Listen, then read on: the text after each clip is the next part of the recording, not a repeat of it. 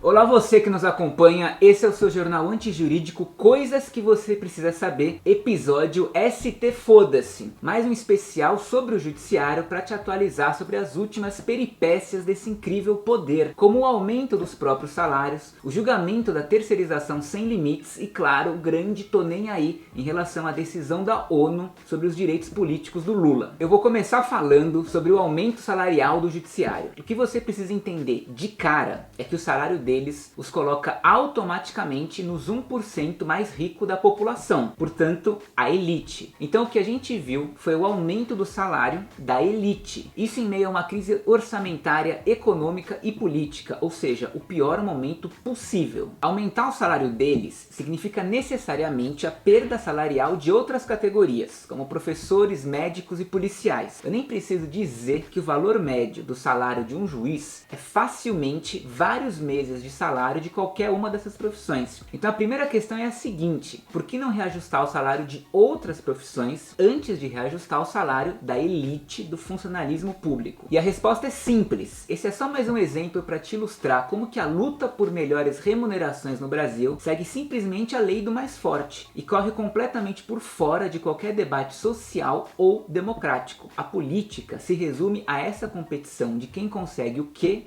como e quando. Aprovar um reajuste desses coloca uma escolha na mesa: aumentar a desigualdade social ou redistribuir a riqueza. A escolha, como sempre, foi aumentar as desigualdades sociais. Ainda que o reajuste fosse devido, há claramente outras prioridades. E mesmo sendo devido, há muito que eles acharam uma saída para isso, que foi justamente a polêmica do auxílio moradia. Com uma canetada do Fux em 2014, eles liminarmente conseguiram um auxílio moradia lá de 4 pau e caralhada, através de uma brecha na lei que foi usada para servir de reajuste salarial, só que sem chamar de reajuste salarial. Tanto é que o acordo do STF com o Temer prevê justamente o reajuste em troca do fim do auxílio moradia, ou seja, eles sempre tiveram um reajuste, mas mesmo assim não foi um bom negócio, porque a economia gerada com o fim do auxílio moradia é menor do que com o aumento dos gastos gerados pelo reajuste. É por isso que a própria equipe econômica do Temer queria chutar esse reajuste lá para 2020. Mas agora vamos dar nome aos bois. Quem negociou pessoalmente o reajuste com o Temer foram os ministros Dias Toffoli e o Fux You. O principal garoto propaganda e militante mais ativo pró-aumento salarial foi o Lewandowski, com o argumento de que os juízes ajudaram com a recuperação de mais de 1 bilhão em verbas públicas desviadas da Petrobras. Ou seja, eles merecem. Eles fizeram por merecer esse aumento. Essa é mais uma variação do famoso mote da meritocracia sendo usado para justificar privilégios e manter estruturas hierárquicas. Esse discurso do Lewandowski de que o judiciário está salvando o Brasil vai de encontro com o papel que hoje o judiciário deu a si próprio, que é de implementar um programa de reforma moral e livrar o país da corrupção. Daí, no dia seguinte de aprovarem o aumento dos próprios salários, os ministros do ST Foda-se votaram por nada mais, nada menos do que a terceirização irrestrita. Já gravei um vídeo me justificando sobre a reforma trabalhista, já escrevi sobre a terceirização, mas em suma é o seguinte: a lógica de contratação com a terceirização sem limites ela é simples e funciona como um leilão ao contrário. Quero contratar alguém.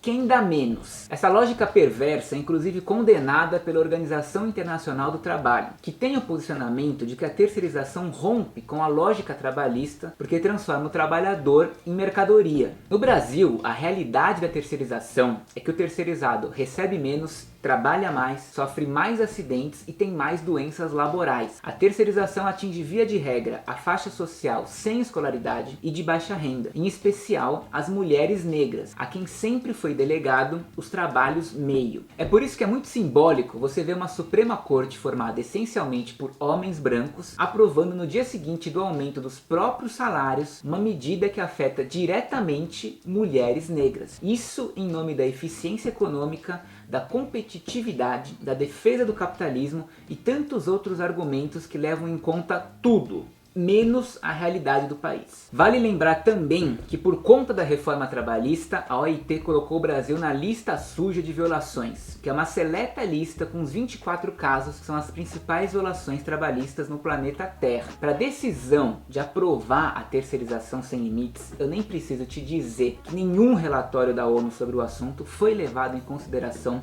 ou foi sequer mencionado. Esse mesmo nível de foda-se foi o que a gente viu com a decisão da ONU sobre os direitos políticos do Lula. O Brasil assinou normas internacionais que obrigam o país a garantir que mesmo preso ele participasse das eleições. Mas sobre isso, a gente viu toda espécie de argumentação de que a decisão da ONU foi política, foi irrelevante, foi uma intromissão, não tem valor vinculante, etc e tal. Mas em linhas gerais, o que se esconde por trás de todo esse blá blá blá é que a decisão da ONU não está de acordo com o que eles querem. É simples assim. Os argumentos jurídicos, eles servem apenas para florear um discurso ideológico. Ainda que sejam completamente jurídicos, você tem que lembrar sempre, não é que o direito tem uma ideologia. O direito é uma ideologia a favor de quem controla o capital. Então o negócio é o seguinte: reajuste salarial, terceirização sem limites, foda-se a ONU, foda-se a OIT, mensalão, zelotes, lava-jato, não importa o que aconteça, não importa o que for, nada nunca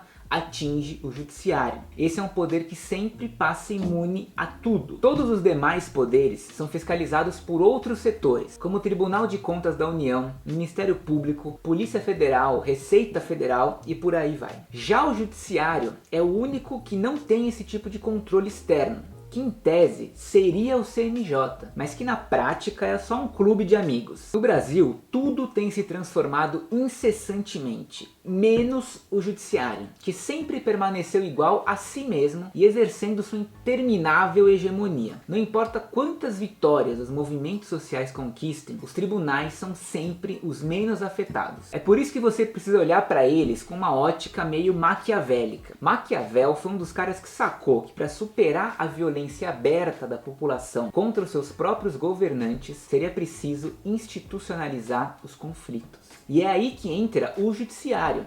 O judiciário, ele é uma superestrutura de domesticação. Ele não é um agente externo de mudança. Pelo contrário, ele faz parte do jogo político, atuando para garantir os privilégios e os interesses dos grupos dominantes. E como ele faz isso? Anulando, marginalizando ou simplesmente engavetando todas as reivindicações que geram desequilíbrio de poder. Não é o judiciário que vai fazer a distribuição de riqueza no país. Além do mais, todas as demandas mais importantes que você imaginar de direitos sociais, trabalhistas, previdenciários e de acesso a recursos não vão magicamente serem resolvidas através do judiciário. Essas são pautas macro. Não vai partir do STF a revolução que você tanto espera. Hoje, tanto o capitalismo quanto o judiciário são estruturas de dominação e hierarquia que não conseguem mais provar suas próprias legitimidades. O judiciário cresce na base da infraestrutura econômica e é sempre determinado por ela. Com isso em mente, fica muito mais fácil você entender sempre tudo o que está acontecendo.